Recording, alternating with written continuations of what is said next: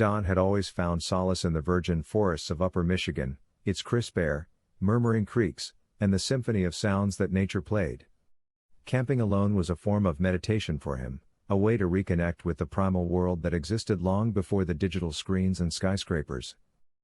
But tonight was different.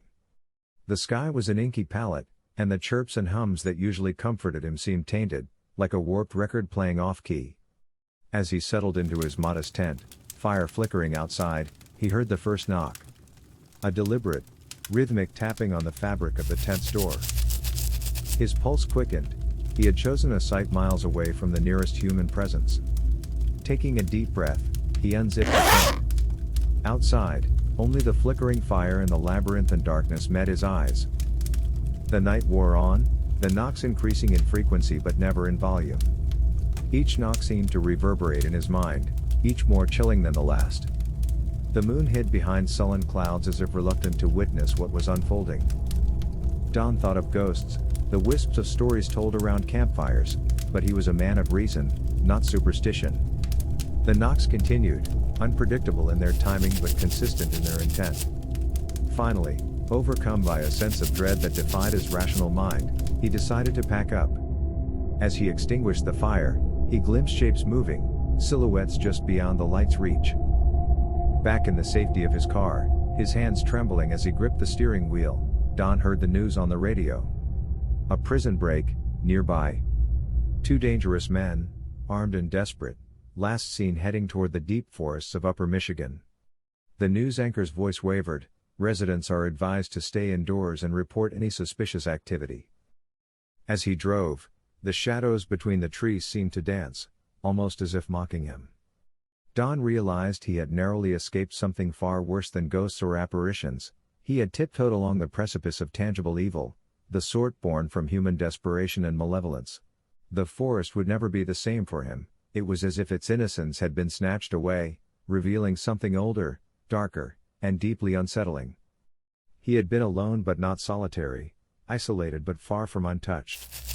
And though he drove away from that haunting place, the knocks still echoed in his ears, a chilling reminder that some horrors are not imagined but terrifyingly, hauntingly real. Weeks after the event, Don couldn't shake the memory of that night, the tapping on his tent, the haunting news of escaped prisoners.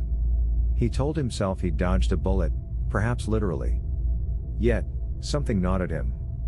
An insatiable curiosity, as if the forest itself was calling him back to unravel its hidden truths. Against his better judgment, he found himself once again on the winding road that led to the isolated camping spot in Upper Michigan.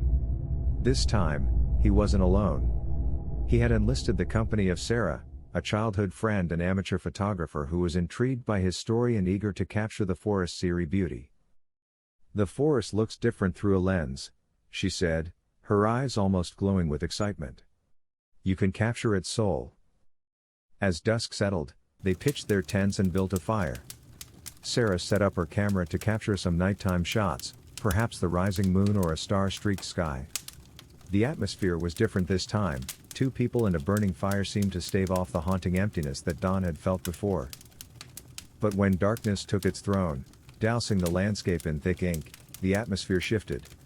The firelight seemed feeble against the abyss that surrounded them, and every sound, crickets, the rustling wind, even their own breathing, sounded muffled, as if the night was holding its breath.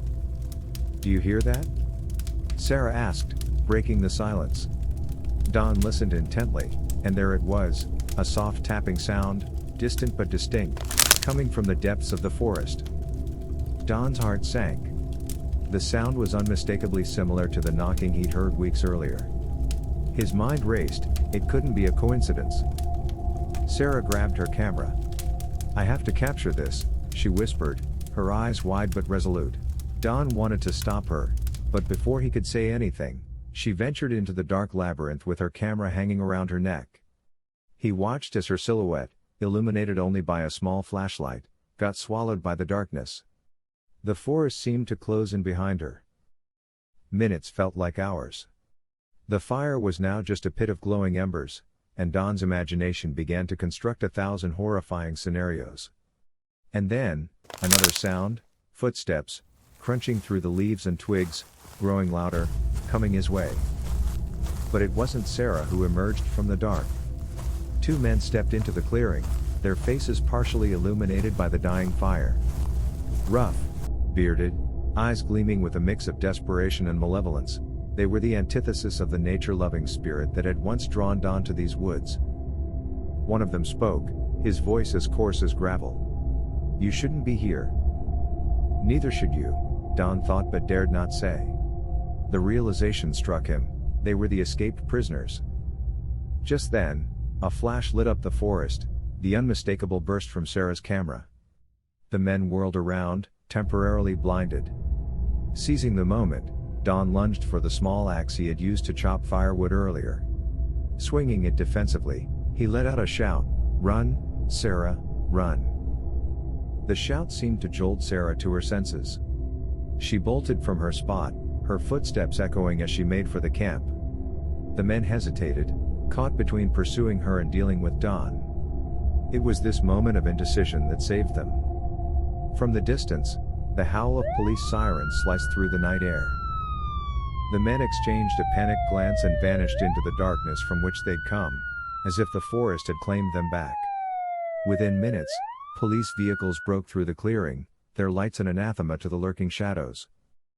Don and Sarah would later find out that the authorities had been hot on the trail of the fugitives, their search operation guided in part by a mysterious set of photos emailed anonymously to the local station, photos that Sarah had instinctively sent from her smartphone before venturing deeper into the woods. Though the men were eventually captured, the forest lost its sense of sanctuary for Don. He couldn't escape the thought that the natural world, so seemingly pure and beautiful, could also serve as a backdrop for human malice and terror. Sarah, ever the artist, found grim inspiration in the ordeal, her photographs capturing the eerie interplay of darkness and light, both in the forest and in the human soul. For Don, however, the forest's lyrical whispers had turned into haunting cries, its serene landscape now a labyrinth of lurking horrors. The knocks that once disturbed him had transformed into a symbolic dirge, a mournful reminder that the line between the living and the nefarious was as thin as the tent fabric that separated him from the abyss. And so, he stayed away, but the forest, with its dark secrets and unsettling reality, never quite left him. It became a part of his psyche, a grim chapter in the book of his life that he could neither rewrite nor forget. Even in the comfort of his home, surrounded by civilization's walls, he would sometimes hear it, a soft, deliberate knock, like a chilling whisper from the forest, reminding him that some doors, once opened, can never truly be closed.